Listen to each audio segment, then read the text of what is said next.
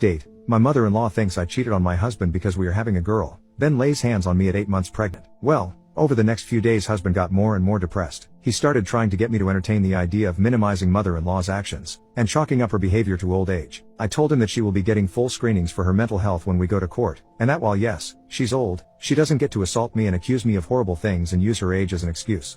A few days go by and I'm nearing my induction day because the baby girl isn't making her entrance, and I find out that husband has been talking with father and mother-in-law behind my back. We get in a big fight and he tells me that he still wants his mom to meet her granddaughter and that we can put this aside until the baby is here.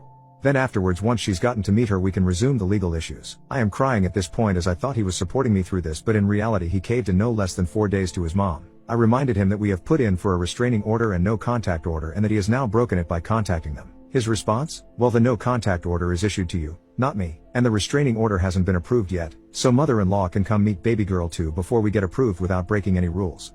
All I could do was shake my head and cry. I put my foot down and said absolutely not, and I couldn't believe he'd let his mom around me or the baby after she could have killed one of us. He said that I was overeating, as the baby was not injured and she wasn't actually trying to hurt the baby, just me. She thumped my pregnant belly, after she threw a snow globe at my head. We got in a huge fight about me not forgiving her and holding grudges and being unreasonable, and eventually he just left. He then went to his mom's house a few hours away. He then called me sobbing and told me that if I could see his mom right now I'd understand. Apparently when he pushed her while she was hurting me, he indeed broke 2 of her fingers and she sprained her neck when she fell back into a shelving unit.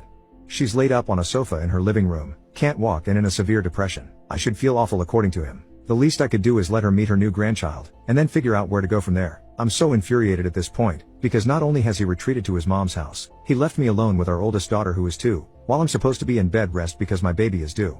He doesn't come home for the next 4 days until I'm supposed to check into the hospital for my scheduled induction. My sister comes to watch my oldest daughter and husband takes me to the hospital for the induction. He mostly sat in the room on his tablet, as I was admittedly pretty cold and grumpy with him still and wasn't acknowledging him very much.